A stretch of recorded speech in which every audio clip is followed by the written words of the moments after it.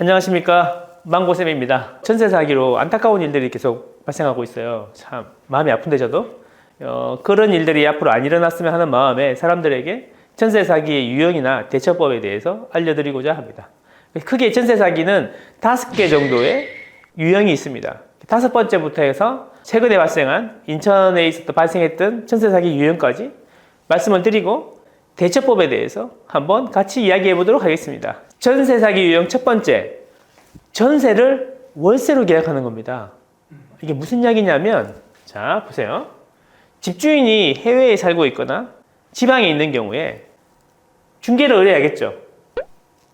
그러면 이제 중개인은 전세로 계약을 한 다음에 전세 보증금을 중개인 계좌로 받아요. 그리고는 집주인에게 월세를 입금하는 겁니다. 이게 무슨 소리냐? 집주인에게는 월세로 계약한다고 하고 5천에 200만 원 월세로 계약한다고 하고, 실제로는 이 사람이 대리 계약을 해서 세입자에게 5억의 전세 계약을 하는 거죠. 그러면 이제 세입자가 5억 전세 계약금을 집주인에게 넣으면 되는데, 내가 다 대리하고 있으니까 내 계좌로 넣으면 알아서 해드리겠다. 내가 이분하고 집주인하고 30년 지기다. 뭐 이런 식으로 해서 자기 계좌로 넣으라고 합니다. 그러면 이 중개인은 5억을 받겠죠. 5억을 받은 다음에 집주인에게는 월세로 5천에 200에 계획했다 하고 5천만 원을 넣어주고, 그 5억 중에 5천만 원을 보증금으로 넣어주고 집주인한테 200만 원씩 4억 5천에서 매달 주는 거죠. 그러면 이 사람한테는 실제로 최초에 4억 5천이 자기 주머니로 들어오는 거예요. 그걸 유용하는 거죠. 다 써. 자, 그러면 이제 이 사람이 만기가 되면 어떻게 돼? 줄 돈이 없죠. 그쵸? 만기가 되면 줄 돈이 없는데 새로운 세입자를 또 5억에 계약하면 돼. 전세 가격이 올라서 6억이 돼. 그럼 6억에 계약하면 또 새로 200만 원씩 줄 돈이 생기죠. 이 사람은 4억 5천을 계속 자기 주머니에 넣고 쓰게 되는 거죠. 요것도 전세가 오르면 계속 별 문제가 없어요. 그런데 전세 가격이 내려가고 하면은 문제가 생기는 거죠. 자, 그러면 이런 경우에 어떻게 하면 예방을 할 수가 있을까요? 일단 그 집주인 위임장 확인 잘 해야 될 것 같은데요. 그렇죠. 위임장은 확인을 잘 해야 되겠죠. 근데 당연히 집주인이 의뢰를 했으니까 위임장도 있겠지.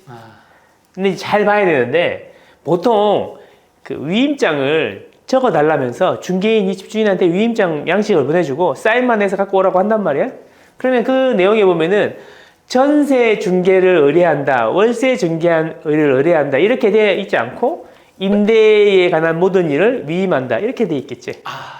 그래서 이 사람은 의심 안 하고 임대에 대해서 위임한다고 되어 있으니까 의심 안 하고 그냥 넣는 거죠. 자, 근데 첫 번째 중요한 건 이거죠. 보증금을 주인 계좌가 아닌 중개인의 계좌로, 제3자의 계좌로 넣어달라고 하면 의심을 해야 되는 거지. 자, 두 번째, 계약하기 전에 집주인하고 통화를 직접 해봐야 되죠. 제가 이 중개인하고 계약을 하려고 그러는데 이 주인 맞으신지, 그리고 전세 계약이 맞는지, 계좌는 이분 계좌가 맞는지 확인을 해야겠죠. 그래야겠죠. 그러면 그 집주인도 섭외된 집주인이면 어떡해요?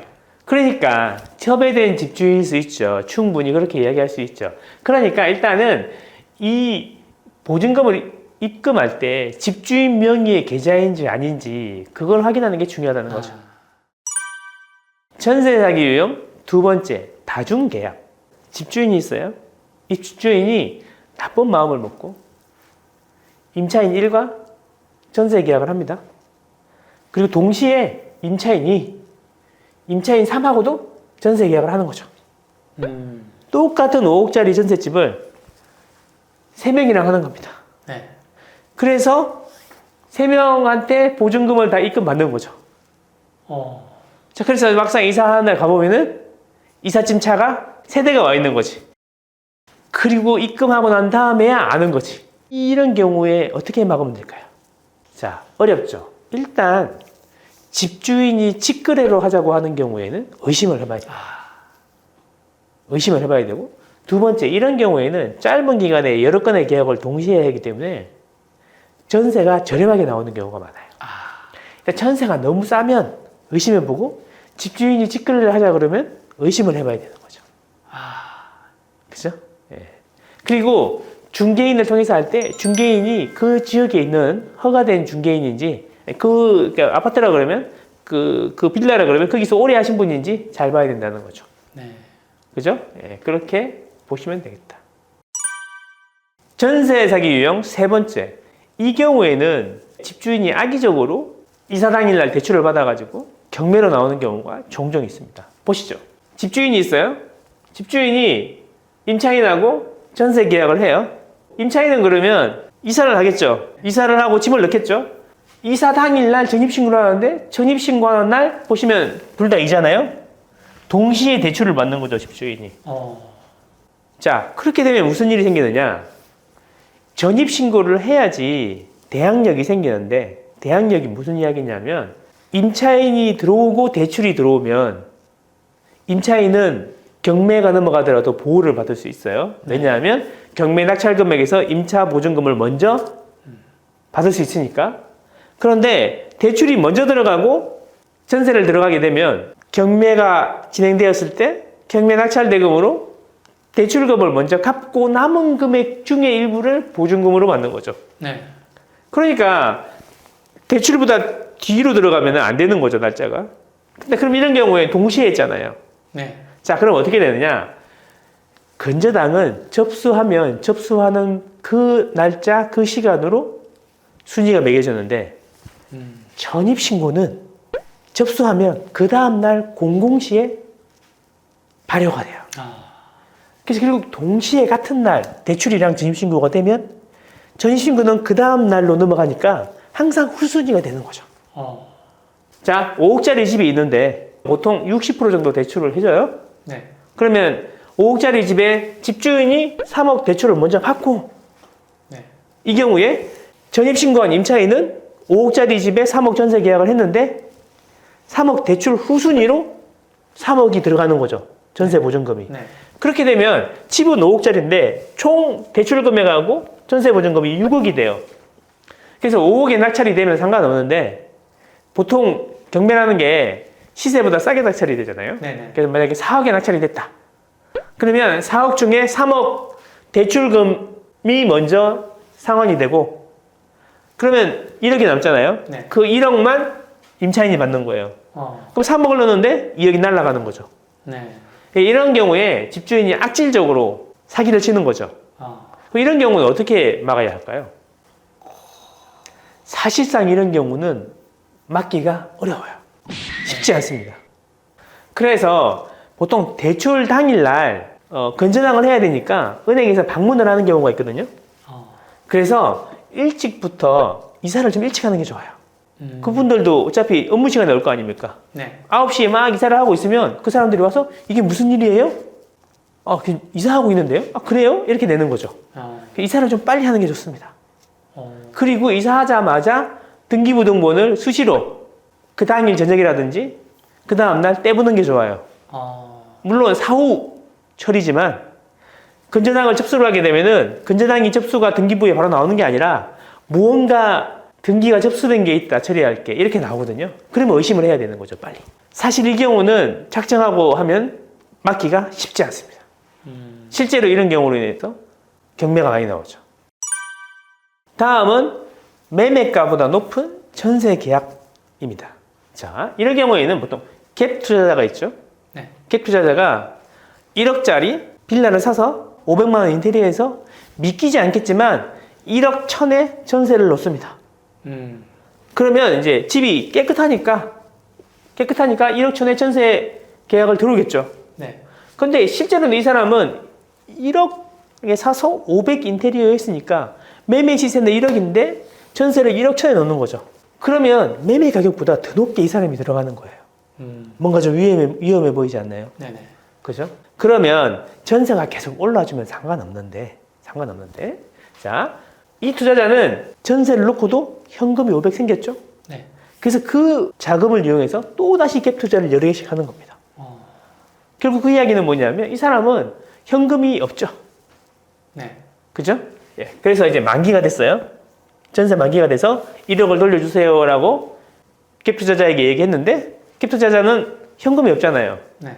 그래서 전세가 잘 빠지고 새로운 임차인이 들어오고 전세가 잘 빠지면 문제가 없겠지만 전세가 가격이 내린다거나 하면 문제가 되는 거죠. 내가 1억 천에 들어가 있는데 시세가 9천이야. 그러면 들어올 세입자가 없겠죠? 네. 자, 이런 경우에 어떻게 하겠습니까? 전세 반환을 요구해야죠. 네. 그러면 이제 2천만 원이니까 어떻게 이 사람이 해주겠지라고 생각할 수 있는데 이 사람은 집이 몇 개겠어요? 여러 개. 여러 개겠죠. 여러 개 모두 다 이런 일이 생겼을 거 아닙니까? 네. 그러면 돌려줄 수 있겠어요, 이 사람 거를? 못 돌려주죠. 예, 쉽지 않죠. 그래서 이게 사기를 당하게 되는 거죠. 이런 경우에는 어떻게 예방을 해야 될까요? 시세가 명확한 아파트를 위주로 일단 보는 게 좋을 것 같고요. 네, 그렇죠. 일단 이거는 무슨 문제가 있냐면 전세는 사실 내 돈을 주인에게, 집주인에게 빌려주는 거잖아요. 네. 간단합니다. 1억짜리 집인데 1억짜리 집을 담보로 내가 1억 천을 빌려주는 거랑 똑같잖아요. 네. 그러면 문제가 되죠, 당연히. 그래서 이 사람이 알아야 될 건 뭐냐면 시세를 정확히 알아야 되는 거죠. 매매 시세를. 그래서 매매 시세보다 훨씬 더 적게 전세를 들어가야 되는 거죠. 근데 빌라가 시세를 알기 쉽냐 이거죠. 쉽지 않다는 겁니다. 네네. 그래서 오래된 빌라 전세 계약을 싸게 할 때는 그 주인이 얼마에 샀는지 등기부등본을 떼보는 게 중요하죠. 등기부등본을 떼보면 매매가가 들어가 있으니까. 그 가격 대비 내가 얼마나 싸게 전세를 들어가느냐 이게 중요하겠죠. 네. 빌라는 경매를 넘어가게 되면은 또 낙찰가율은 시세보다 또 더 떨어지는 경우가 많으니까 70% 이하에서 주인이 샀던 가격에 70% 이하에서 전세 들어가는 게 좋을 것 같습니다. 그렇죠? 그러면 그 빌라 집주인이 해당 빌라를 산 지가 좀 오래됐을 경우에는 어떻게 되죠? 그러면 시세를 확인해 봐야죠. 갭 투자자는 보통 집을 샀다가 빨리빨리 팔기 때문에 특히 빌라는 그죠? 오래된 경우에는 여러 군데를 비슷한 컨디션의 전셋집을 수소문해서 시세를 알아봐야 되는 거죠. 매매 시세랑. 그렇죠? 요것도 가격이 오를 때는 문제가 없어요.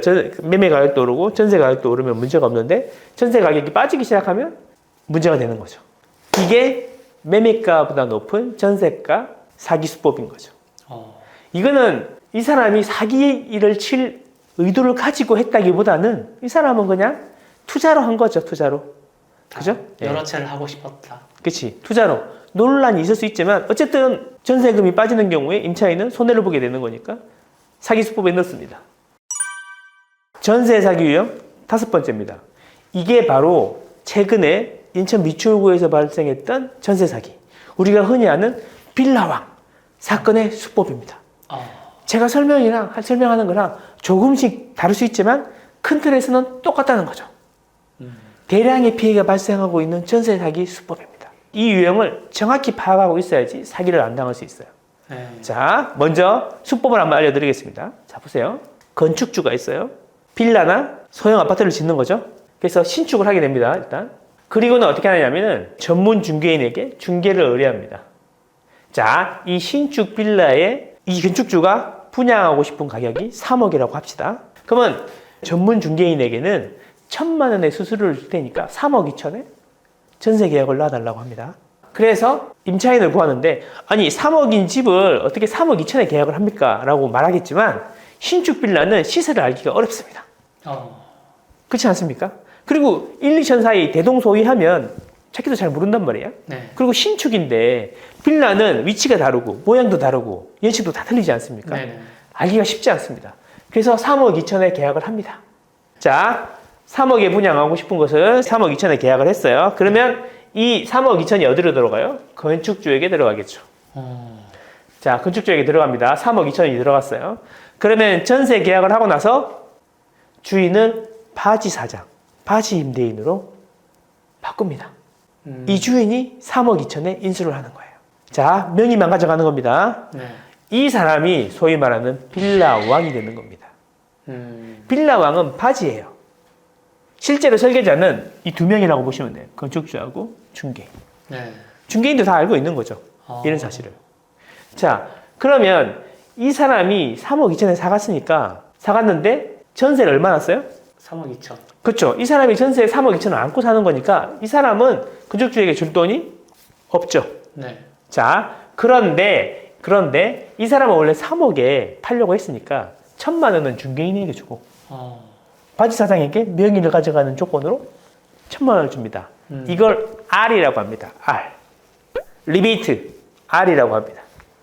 1,000만 원씩 받는 거죠. 네. 자, 빌라왕이 몇 채가 있었죠? 뭐 수백 채가 있었잖아요. 네네. 100채만 돼도 10억입니다. 이 중개인도 100채만 중개를 해도 얼마요? 15. 그러면 범죄인지 알지만 하고 싶은 마음이 어떻게 생기겠어요? 안 생기겠어요? 와. 그렇죠? 어쨌든 소유권 이전을 하게 됩니다. 근데 이 사람은 1,000만 원을 받긴 했지만 임차 보증금을 줄 의지도 줄 능력도 안 되는 경우가 대부분이라는 거죠. 네. 처음엔 좋겠죠. 벤츠 타고 다니고 좋은 차 타고 다니고 부자인 척 좋은 시계 차고 이러고 나타나겠죠. 계약을 네, 네. 집주인이라고 나타나겠죠. 그런데 문제는 이제 만기가 돼서 임차 보증금을 반환해 달라 그러면 문제가 되는 거죠. 자, 임차 보증금을 반환해 달라 그랬는데 전세가 계속 오르고 새로운 세입자가 구해지면 상관없죠. 네. 어차피 이 바지 임대인은 돈을 돌려줄 능력이 안 되기 때문에 새로운 세입자를 구해서 돌려줄 거라고 할 거란 말이죠. 네. 근데 새로운 세입자가 잘 안 구해지겠죠. 이런 상황인데 전세 가격이 계속 오르고 있으면 상관이 없는데 요즘처럼 전세 가격이 떨어지고 매매 가격이 떨어지면 세입자를 구하기가 쉽겠어요? 아니겠어요? 어렵죠. 어렵죠. 근데 문제는 뭐냐면 이런 상황이 되면 이 바지 임대인은 돈을 돌려줄 수도 없고 세입자도 못 구하니까 반환을 거부하게 됩니다. 그럼 돈 내놓으라고 계속 하지. 그러면 만기가 3월 말인데 3월 말이 지났는데도 계속 안 주겠죠. 네. 그래서 답답해서 자꾸 연락을 하면 연락이 안 되거나 바지 임대인은 뭐라고 하냐면 전세 가격에 그냥 사가세요 라는 이야기만 하는 거예요. 자, 이런 경우에 세 가지 문제가 발생할 수 있어요. 첫 번째, 전세 가격이 내렸어. 그러면 바지 임대인은 돌려줄 돈도 없고 새로운 세입자도 전세가 내렸으니까 들어올 수가 없겠죠. 네. 자, 두 번째, 이 바지 임대인은 수십에서 수백 채의 빌라를 가지고 있어요. 빌라왕이죠. 네. 이전 정권에서 종부세 제도가 개편이 됐잖아요. 네. 어마어마한 종부세가 나왔을 겁니다. 수억에서 수십억이 나왔을 수도 있어요. 그러면 이 사람은 종부세를 낼 수 있어요, 없어요, 세금을? 없죠. 그러면 연체가 돼 있겠네요. 네네. 연체가 돼 있기 때문에 계속 안 낼 거 아니에요. 네. 그러면 이 집이 공매로 넘어갈 수 있죠. 세금 연체. 그렇죠. 경매로 넘어가 있는 집을 누가 새로 들어올 사람이 없잖아요. 네. 그래서 아까도 말씀드렸지만 경매가 진행이 되면 시세보다 높게 전세 계약을 했는데 시세대로 낙찰이 되나요? 더 낮은 가격에 낙찰이 되지 않습니까? 네네. 그래서 보증금을 돌려받기가 어렵게 되는 거죠. 자, 세 번째, 대출을 선순위로 받은 경우도 있습니다. 자, 건축하면서 야, 이 건물이 50억짜리인데 대출 한 10억 받았어요. 괜찮아요. 40억 여유가 있잖아요. 이렇게 해서 했을 거란 말이에요. 대출이 연체가 될 가능성이 높아요. 이 사람이 사실상의 주인인데 세금도 내야 되고 돈이 없잖아요. 네. 그래서 그 대출로 인해서 경매가 진행되는 거죠. 똑같은 방식으로 요즘처럼 매매 가격이 떨어지고 전세 가격이 떨어지는 경우에 전세 보증금을 돌려받기가 쉽지 않겠죠. 이게 바로 인천 미추홀구에서 발생한 전세 사기랑 거의 흡사한 거고 대부분의 빌라 전세 사기 사건이 이런 유형으로 발생한다는 겁니다. 이런 건 어떻게 해결해야 될까요? 어떻게 예방하면 될까요? 사실 저도 두렵습니다. 내가 아는 조카가 나중에 우리 아들, 딸들이 성장해서 이런 데 계약을 할 수도 있는 거 아니에요? 네. 그럼 어떻게 막으면 될까요? 주변에 많을 거 아니에요? 이런 저렴한 전세가 필요한 사람들이 네네. 있을 수 있잖아요. 네네. 어떻게 막으면 될까요? 일단 신축 빌라는 안 하는 게 좋아요. 근데 신축 빌라가 되게 예쁘잖아요. 그렇죠. 그게 문제라는 거죠. 자, 이런 경우에는 첫 번째 생각해 봅시다. 시세보다 전세가 높은 경우가 일단 있겠고 선순위 대출이 있는데 후순위로 들어가는 경우가 있겠어요. 자, 시세보다 높은 경우는 어떻게 하면 되죠? 이게 시세가 어떻게 되는지 파악하기 쉽지 않지 않습니까? 네네. 신축이잖아요. 네. 자, 그러면 거래가 없었을 거 아니에요. 네. 그래서 어떻게 하냐면 이런데 꼭 전세를 들어가야 된다 그러면 전세 반환 보증보험을 가입하는 조건으로 들어가야 된다는 거죠. 만약에 집주인이 전세를 못 돌려주면 국가가 대신 돌려주는 겁니다. 네네. 보증보험을 가입하면 됩니다. 그쵸? 그래서 전세 반환 보증보험이 가입되는 조건으로 전세 계약을 하는 게 좋습니다. 그러면 선순위로 대출이 있고 시세보다 비싸고 이런 부분을 보증보험 가입하는 쪽에서 체크를 해줍니다. 체크해서 안 되면 나쁜 집이니까 안 들어가면 되는 거고 체크해서 되면 들어가서 살다가 못 돌려받으면 국가가 대신 나한테 주는 거니까 안전하죠. 네. 그래서 전세 반환 보증보험을 가입하는 게 좋다. 자, 그리고 또 있습니다. 시세 파악하기 좋은 아파트를 전세 계약하면 됩니다. 이런 빌라들도 전세가 꽤 비싼 경우가 많거든요. 네. 아파트 중에도 전세 가격이 싼 곳이 많아요. 물론 빌라가 깨끗하죠. 깨끗하고 좋죠. 살기 좋죠. 하지만 전세금이 막 2억, 3억 되시는 분들은 2억, 3억짜리 아파트를 찾아보시는 것도 좋아요. 집은 좀 오래됐을지 모르지만 수리하고 아파트 단지에서 누릴 수 있는 그런 것들이 있잖아요. 그리고 이런 경우에 전세자금 대출을 받아서 들어오시는 분들이 또 많아요. 전세자금 대출을 받으시고 내시는 이자가 있잖아요. 네. 그 이자만큼 그냥 월세를 하시는 것도 나쁘지 않다는 거죠. 그렇잖아요. 어차피 이자 낼 거니까 이자만큼 월세를 하고 보증금을 줄이는 게 안전할 수도 있다는 거죠. 자, 그래서 충분히 약간의 지식만 있으면 전세 사기를 안 당할 수도 있다는 거. 이게 중요한 겁니다. 그러니 이 영상을 여러 번 돌려보시고 어떤 유형에 어떻게 대처해야 되는지를 알고 계시면 좋겠다. 다시 한번 말씀드리지만 고액의 전세를 빌라로 또는 시세 파악이 어려운 곳에 들어가는 것은 지양해야 되고 선순위 대출이 있는 경우에도 안 들어가는 게 좋다. 중개사 말만 너무 믿지 말고 등기부등본을 받아서 다른 사람한테 많이 물어보는 게 좋다. 실제로 들어가도 되는지. 가능하면 대출을 받을 거라면 월세를 사는 것도 나쁘지 않다. 보증금 규모를 축소하는 게 좋다. 아무쪼록 이 영상을 통해서 여러분들이 전세 사기 피해를 한 분이라도 안 당할 수 있다면 그걸로 충분하다. 이상입니다. 마음에 드셨다면 구독과 좋아요 부탁드립니다. 감사합니다.